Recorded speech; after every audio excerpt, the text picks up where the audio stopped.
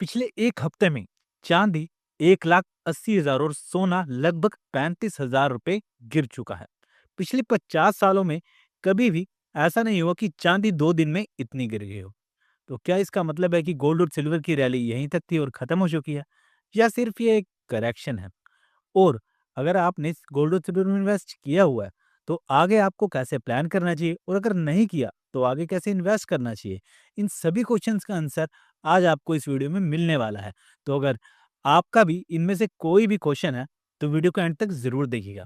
तो स्टार्ट करते हैं गोल्ड एंड सिल्वर के इस सुपर क्रैश के रीजन से। 31 जनवरी 2026 को पूरी दुनिया ने गोल्ड एंड सिल्वर का एक क्रैश देखा। इसके बड़े दो रीजंस थे, जिसमें से सबसे पहला रीजन था यूएस फेड। जिस तरह से इंडिया में सेंट्रल बैंक आरबीआई है और इनके गवर्नर डिसाइड करते हैं कि फॉरेन एक्सचेंज को कैसे मैनेज करना है, देश में लोन के इंटरेस्ट रेट्स क्या रहेंगे और रुपए की वैल्यू को कैसे स्टेबल करना है, वैसे ही यूएस में फेड रिजर्व होता है जो ये सब कुछ रेगुलेट करता है। करंटली यूएस फेड के हेड है जेरोम पोवेल।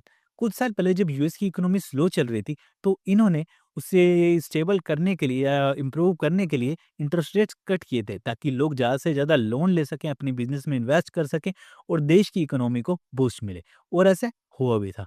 लेकिन अब इनका जो पीरियड था वो खत्म होने वाला है। और हुआ यूं कि 30 जनवरी 2026 को यूएस के प्रेसिडेंट डोनाल्ड ट्रंप ने अनाउंस किया कि he would nominate Kevin Warsh as the next head of US Fed. मतलब केविन वश यूएस के फेड के नेक्स्ट हेड बनेंगे। लेकिन प्रॉब्लम ये है कि ये जो केविन वोश हैं, इनकी रेपुटेशन जीरोम से बिल्कुल अलग है, क्योंकि इनका मानना है कि इंटरेस्ट रेट भले ही हम हाई रखें, महंगाई बढ़ जाए तो बढ़ जाए, लेकिन इंटरेस्ट रेट्स कम नहीं करने चाहिए, क्योंकि इससे डॉलर वीक होता है। अब ट्रम्प को भी यही चाहिए कि डॉलर की वैल्यू पूरी दुनिया में सबसे स्ट्रांग रहे। तो इसी वजह से उन्होंने केविन वाश को नॉमिनेट किया फेड की चेयर के लिए, ताकि डॉलर फिर से स्ट्रांग हो सके। लेकिन यूएस के लोगों को भी पता है कि अगर केविन वाश आते हैं तो इंटरेस्ट रेट्स तो बढ़ेंगे ही, कम तो होंगे नहीं, और साथ ही में इन्फ्लेशन भी बढ़ेगी और डॉलर भी स्ट्रांग होगा। अब क्या है कि जो डॉलर और गोल्ड सिल्वर के प्राइस हैं, ये हमेशा एक दूसरे के अपोजिट रहते हैं। मतलब अगर डॉलर के प्राइसेस बढ़ते हैं, तो गोल्ड सिल्वर के प्राइसेस गिरेंगे ग्लोबली। अब हुआ यूं कि जैसे ही लोगों को पता लगा कि केविन नेक्स्ट फेड बनने वाले हैं और डॉलर के स्ट्रांग होने की बारी है, तो उन्होंने बस इसी एक्सपेक्टेशन के बेस पर यूएस के टॉप ट्रेडर्स ने और जिन्होंने लॉन्ग टर्म में भी इन्वेस्ट किया हुआ था, सबने बेचना शुरू कर दिया। अब जब नेक्स्ट दिन डीएक्सवाई यानी डॉलर इंडेक्स भी स्ट्रांग दिखा, तो लोगों को थोड़ा सा और बिलीव हो गया कि भाई जो प्रिडिक्शन की थी वो तो सही है। तो बचा कुचा भी उन्होंने बेचना शुरू कर दिया और इसी वजह से गोल्ड और सिल्वर में एकदम से इतनी गिरावट आई। ये तो था पहला रीज़न। अब बात करते हैं दूसरे रीज़न की। देखिए, ये जो गोल्ड एंड सिल्वर है ना, ये ग्लोबली ट्रेड होते हैं। अब जब यूएस मार्केट में ये सब कुछ हो रहा था, तो इंडिया की जो कमोडिटी मार्केट है एमसीएक्स, उसमें भी काफ़ी ट्रेडर्स ने गोल्ड एंड सिल्वर के फ्यूचर्स एंड ऑप्शंस लेवरेज किए हुए थे। अब ये लेवरेज क्या होता है, ये कंसेप्ट आपको मैं अभी समझा देता हूँ, क्योंकि ये ज़रूरी है और आगे भी आपके ये बहुत काम आएगा। देखिए, होता क्या है कि मान लीजिए चांदी चल रही है 3 लाख रुपए किलो और आपको लेनी है 10 किलो यानी 30 लाख रुपए की। अब आपके पास तो 30 लाख रुपए है नहीं, तो आप क्या कर सकते हैं कि आप अपने ब्रोकर को 10% एज ए सिक्योरिटी डिपॉजिट यानी 3 लाख रुपए देकर 10x का लेवरेज ले सकते हैं, यानी उससे 30 लाख रुपए की चांदी के शेयर्स ले सकते हैं। होता क्या है, बस इसमें जो चांदी के शेयर्स का कंट्रोल होता है ना, वो आपके ब्रोकर के पास ही रहेगा, क्योंकि पैसा भी उसी का लगा हुआ है। अब इस केस में मान लीजिए आपके 5, 7, 10 दिन में चांदी की प्राइसेस ऊपर चले जाते हैं और आपको प्रॉफिट हो जाता है, तो आप उन शेयर्स को ब्रोकर को कहकर बेच सकते हैं, अपने प्रॉफिट लेकर निकल सकते हैं और ब्रोकर का पैसा ब्रोकर को मिल जाएगा, आपका प्रॉफिट और सिक्योरिटी अमाउंट आपके पास आ जाएगा। लेकिन मान लो अगर ऐसा नहीं होता, यानी मार्केट आपके मूव के अपोजिट जाती है, नीचे गिरना शुरू हो जाती है, तो क्या होगा? अब इस केस में क्या होता है कि जैसे ही आपका लॉस आपकी डिपॉजिटेड मनी की 60% यानी एग्जांपल के अकॉर्डिंग आपने 3 लाख रुपए सिक्योरिटी दी और 60% हो गया उसका 1,80,000, यानी आपका लॉस 1,80,000 से तक या उससे नीचे जाएगा। उसी वक्त ही आपको ब्रोकर का कॉल आएगा कि भैया कि आपको और पैसे एज ए सिक्योरिटी जमा करवाने पड़ेंगे, क्योंकि ब्रोकर अपने पैसों से लॉस नहीं लेगा, वो अपने पैसों का रिस्क नहीं लेगा। और उसी वक्त आपको 5 से 10 मिनट में पैसे डिपॉज़िट करवाने पड़ेंगे। और अगर आप ऐसा नहीं करवाते हैं, तो वो आपके शेयर्स को उन्हीं प्राइसेज़ पर बेच देगा, जो भी प्राइस उस वक़्त मार्केट में चल रहे होंगे, और जिससे आपको हो जाता है लॉस। क्योंकि देखिए, जैसे कि मैंने पहले भी कहा था कि लेवरेज में कंट्रोल जो होता है वो ब्रोकर के हाथ में होता है, आपके शेयर्स का जो कंट्रोल होता है। तो उसी दिन भी कुछ ऐसा ही हुआ था। मार्केट में वैसे ही बहुत ही न्यूज़ चल रही थी, हाइप चल रही थी कि चाँदी का रेट 5 लाख तक ले जाएगा, 6 लाख तक जाएगा।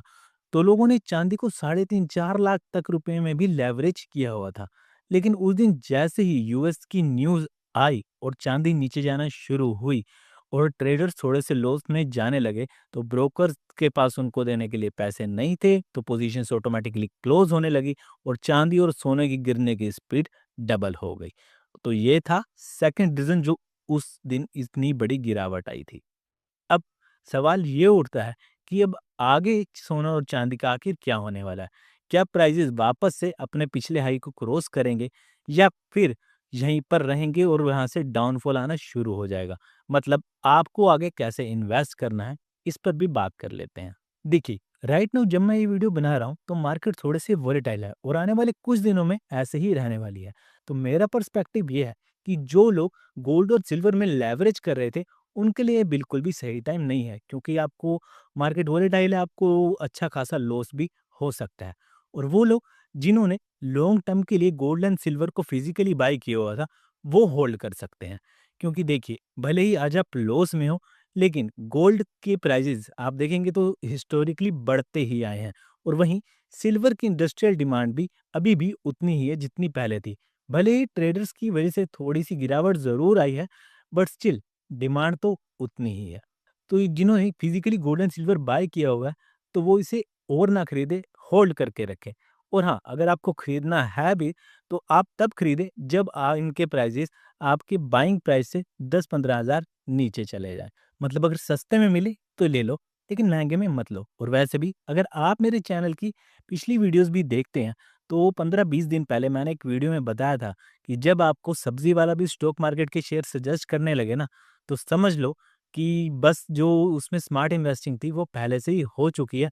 अब बस वही लोग बाय कर रहे हैं जिन्हें फोमो होता है कि कहीं वो इस रेस में पीछे न रह जाए।